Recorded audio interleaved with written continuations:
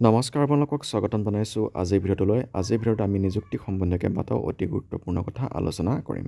বিশেষকৈ যোৱাকালি আমাৰ মুখ্যমন্ত্ৰী মহোদয়ে ফেচবুক যোগে লাইভ আহি কোনকেইটা কথা তেওঁ প্ৰকাশ কৰিছিলে সেই কথাখিনি আলোচনা কৰিম। লগতে এই গোটেই নিযুক্তি প্ৰক্ৰিয়াসমূহৰ এই গোটেই ৰিক্ৰুইটমেণ্টসমূহৰ অভাৰঅল এক্সপেক্টেড কাট অফ কেনেকুৱা ধৰণৰ যাব পাৰে, লগতে ইয়াৰ সম্বন্ধীয় কিছুমান কথা আপোনালোকৰ আগত আমি অভাৰঅল আলোচনা কৰিম। আপোনালোকে যিসকলে নতুনকৈ আজি আমাৰ চেনেলটো চাই আছে তেওঁলোকে আজি আমাৰ চেনেলটো ছাবস্ক্ৰাইব কৰি ল'ব নাপাহৰিব।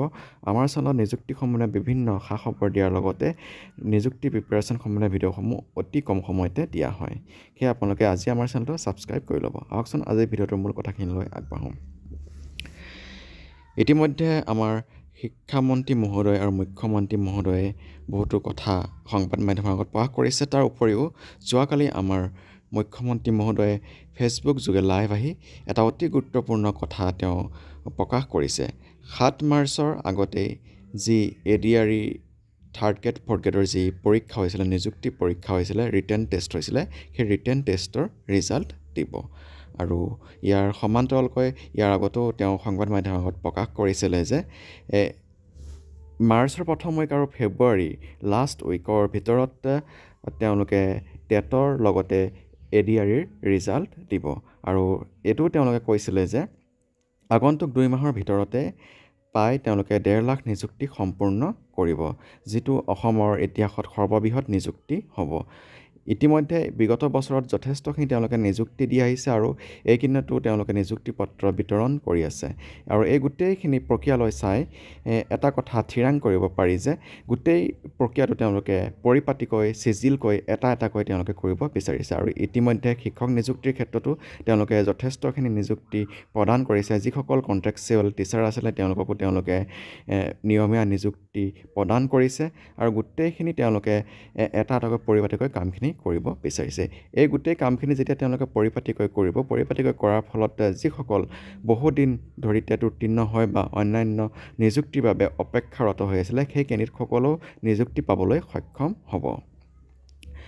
এটা কথা অনুমান কৰিব পাৰি, ইতিমধ্যে 5,550টা পদৰ যি বিজ্ঞাপন, সেই বিজ্ঞাপনৰ যথেষ্টখিনি কাম আগবাঢ়ি গৈছে। গোটেই কামখিনি আগবাঢ়ি গৈ এতিয়া মাথো জেনেৰেল ভেৰিফিকেশ্যন, অভাৰঅল যি জেনেৰেল ভেৰিফিকেশ্যন, সেই জেনেৰেল ভেৰিফিকেশ্যন হ'বলৈ আছে আৰু যি প্ৰভিজনেল মেৰিট লিষ্ট, সেই প্ৰভিজনেল মেৰিট লিষ্টখন প্ৰকাশ পাবলৈ আছে। আৰু সেই প্ৰভিজনেল মেৰিট লিষ্টখনো নিশ্চয় 7 মাৰ্চৰ আগতেই নিশ্চয় প্ৰকাশ পাব। ইতিমধ্যে যিটো 4,550টা পদৰ যিটো বিজ্ঞাপন, সেই বিজ্ঞাপনৰ যি আবেদনৰ যি তাৰিখ, আৰম্ভণিৰ যি তাৰিখ, সেই আৰম্ভণিৰ তাৰিখটো তেওঁলোকে পষ্টপন কৰিছে। অহা 3 মাৰ্চ তাৰিখৰ পৰা আবেদন কৰিব পৰা যিটো ডেট তেওঁলোকে দিছে 3 মাৰ্চৰ পৰা, আৰু সেই ডেটটো আছিলে 15 ফেব্ৰুৱাৰীৰ পৰা আছিলে। 15 ফেব্ৰুৱাৰীৰ পৰিৱৰ্তে তেওঁলোকে 3 মাৰ্চ চলে সেই ডেটটো পষ্টপন কৰি দিছে।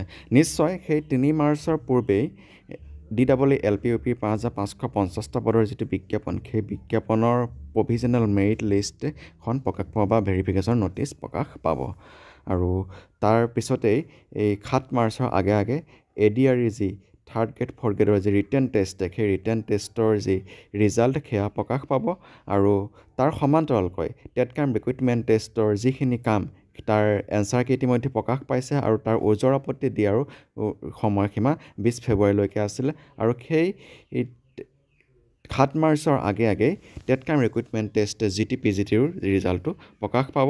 আৰু তাৰ পিছতেই তীব্ৰ গতিত যিখিনি তাৰ ভেৰিফিকেশ্যন প্ৰক্ৰিয়া আৰু অন্যান্য নিযুক্তি সম্পৰ্কীয় যিখিনি কাম, সেই কামখিনি চলি থাকিব। বিশেষকৈ শিক্ষক নিযুক্তি প্ৰক্ৰিয়াৰ যিখিনি কাম কাজ তেওঁলোকে ইমান লেহেমীয়াকৈ কৰাৰ এটাই কাৰণ যে তেওঁলোকে গোটেই প্ৰক্ৰিয়াটো এটা ছিষ্টেমেটিক বা চিজিলকৈ তেওঁলোকে কৰিব বিচাৰিছে, এটাৰ পিছত এটা কৰিব। আৰু আগতেই আমাৰ শিক্ষামন্ত্ৰী মহোদয় আৰু মুখ্যমন্ত্ৰী মহোদয়ে সংবাদ মাধ্যমৰ আগত প্ৰকাশ কৰিছিলে যে বিশেষকৈ LP UP নিযুক্তিৰ ক্ষেত্ৰত যিসকলে 5,550টা পদত নিযুক্তি লাভ কৰিবলৈ সক্ষম হ'ব তেওঁলোকেতো নিযুক্তি লাভ কৰিবই। যিসকলে 5,550টা পদৰ বিজ্ঞাপনত নিযুক্তি লাভ কৰিবলৈ সক্ষম নহ'ব তেওঁলোকে যিটো 4,550টা পদৰ যিটো বিজ্ঞাপন, সেই বিজ্ঞাপনটোত আবেদন কৰিব পাৰিব আৰু তাত নিযুক্তি লাভ কৰিব পাৰিব। ইয়াৰ পৰা এইটো বুজা যায় যে যিসকল আজি 5-6 বছৰ ধৰি টেট উত্তীৰ্ণ হয়, LP UP টেট উত্তীৰ্ণ হয় বা চি টেট উত্তীৰ্ণ হয়, নিযুক্তি পাবলৈ সক্ষম হোৱা নাই, সেই সকলোখিনি প্ৰাৰ্থীয়ে এইবাৰ নিশ্চয় নিযুক্তি লাভ কৰিবলৈ সক্ষম হয়। বিশেষকৈ LPৰ ক্ষেত্ৰত কাট অফ যথেষ্ট কম যোৱাৰ সম্ভাৱনা আছে, আৰু কিয়নো LPৰ ক্ষেত্ৰত এইবাৰ BEডৰ কেন্দ্ৰসকলক ধৰা নাই, আৰু ইতিমধ্যে যথেষ্টখিনি নিযুক্তি হৈ গৈছে, আৰু যিসকল কণ্টেক্সুৱেল টিচাৰ, সেই কণ্টেক্সুৱেল টিচাৰসকলেও ইতিমধ্যে নিয়মীয়া নিযুক্তি পাবলৈ সক্ষম হৈছে। আপোনালোকে ভয় নাখাব, ইমানো বেছি কাট অফ নাযায়।